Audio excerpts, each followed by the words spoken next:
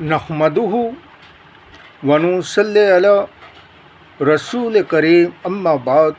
पश्चिम बांग्ला राज्य all India मुजद्दिदिया mission सर्वधर्म सम्मेलन कमेटी के सदस्यों हैं हम।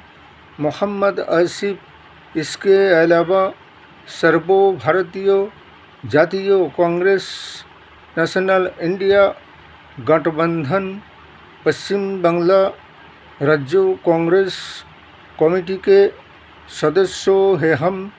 हिंदू मुस्लिम सिख ईसाई जैन ख्रिस्टान आदिवासी दलित हम सब हैं भाई भाई। मजहब नहीं सिखाता आपस में बैर रखना। हिंद है हम, ये वतन है हमारा।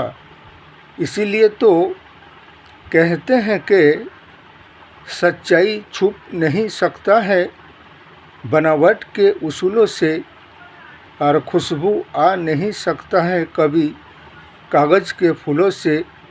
बंदा लाख बुरा चाहे तो क्या होता है, वही होता है जो मंजूरे खुदा होता है। रोशनी गर खुदा को हो मंजूर तो अंधियों में भी चिराग जलते हैं। इसलिए कि जो स्वाधीनता आज़ादी के बाद से जो राजनीतिक दल और संगठन संविधान की, आइन की, कानून की विरोधिता करते आए हैं, आज अचानक उन लोगों के दिलों में और उन राजनीतिक पार्टी और दल संगठनों के दिलों में संविधान के लिए ऐसा मोहब्बत कैसे पैदा हो गया है, उनके दिलों में समझ में नहीं आ रहा है। इसलिए कि जिनके नाना ने, बाप दादाओं ने राष्ट्र और देश के आज़ादी और स्वाधीनता के लिए अपने ज़िंदगी जान माल की कुर्बानी दे दिए हैं, बलिदान दिए हैं, आज उन्हीं गांधी परिवार के सदस्यों से उसकी भारतवर्ष की नागरिकता की बात किया जा रहा है। इसलिए कि उन्हें विदेशी नागरिक बताने से पहले उनकी जो ख़ानदान की जो परिचय है उसे देखनी पड़ेगा, उसे बीजेपी शासक दल को। इसलिए कि विदेश यात्रा के लिए किसी भी राजनीतिक लीडर और नेता का विदेशी की पासपोर्ट और वीज़ा हो सकता है।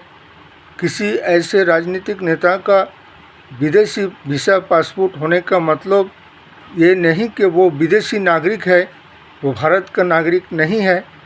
ये बिल्कुल संविधान, आइन और कानून के खिलाफ की बात है। और ये राहुल गांधी साहब और उनके नाना जवाहरलाल नेहरू, महात्मा गांधी, इंदिरा गांधी, राजीव गांधी सारे भारतवर्ष के नागरिक हैं और भारतवर्ष को आज़ादी और स्वाधीनता गांधी परिवार ने और दिलाए हैं। और आज वो देश में सांप्रदायिक के सिवा, दुश्मनी के बीच बोने के सिवा बीजेपी शासक दल ने क्या ही क्या है। सिर्फ विभाजनकारी राजनीति, जातीयतावादी राजनीति और हिंदू मुसलमान के सिवा इन्होंने और कुछ नहीं किया है। देश और समाज और राष्ट्र को उजाड़ने के सिवा कुछ ऐसे आरएसएस मार्का संगठन है, कुछ ऐसे आरएसएस मार्का ख्याल विचारधारा हाईकोर्ट के जज, वकील भी हैं, मजिस्ट्रेट भी हैं, जो कि आरएसएस के और बीजेपी के पक्ष लेकर बात करते हैं। इसलिए जो एक अवैध संगठन 100 साल से भारतवर्ष में बिगैर रजिस्ट्रेशन के संगठन को चला रहे हैं और सरकार को टैक्स नहीं देते हैं और दूसरे से अपने भारतवर्ष के डॉक्यूमेंट के कागजात मांगते फिरते हैं, और खुद की जब कागज दिखाने की बात आता है तो इस कदर सच्चाई से दामन बचा कर भागते हैं ये कब तक भगते रहोगे? रजिस्ट्रेशन तो तुम्हें कराना ही होगा, और वरना तुम्हारे ये संगठन को बैंड कर दिया जाएगा। आरएसएस संगठन और बीजेपी शासक दल को उनके खिलाफ कार्रवाई करना ही होगा।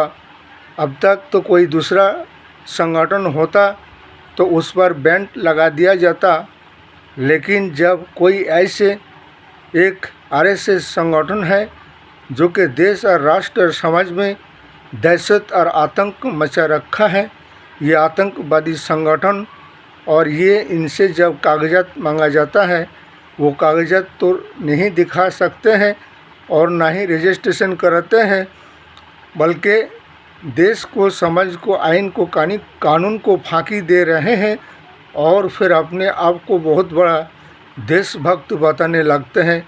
और जितने भी असामाजिक काम हैं इन्हीं लोगों के संगठन करते फिरते रहते हैं। ये संविधान विरोधी संगठन है। इसलिए हमारे नेशनल इंडिया गठबंधन सर्वभारतीय जातीय कांग्रेस ने राष्ट्र और देश के लिए क्या किया और क्या नहीं किया, ये तो भारतवर्ष के इतिहास ही बताएगा, और सारे भारतवर्ष के 140 करोड़ जनगण जानते हैं बाखूब।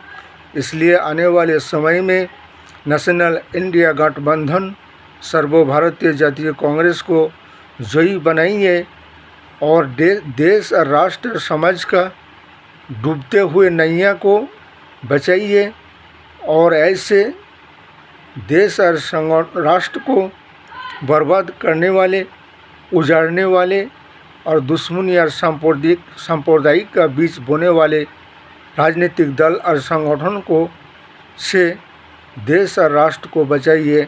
इस वीडियो को ज़्यादा से ज़्यादा लाइक दीजिएगा, शेयर कीजिएगा, सब्सक्राइब दीजिएगा। जय हिंद, जय संविधान, जय भारत।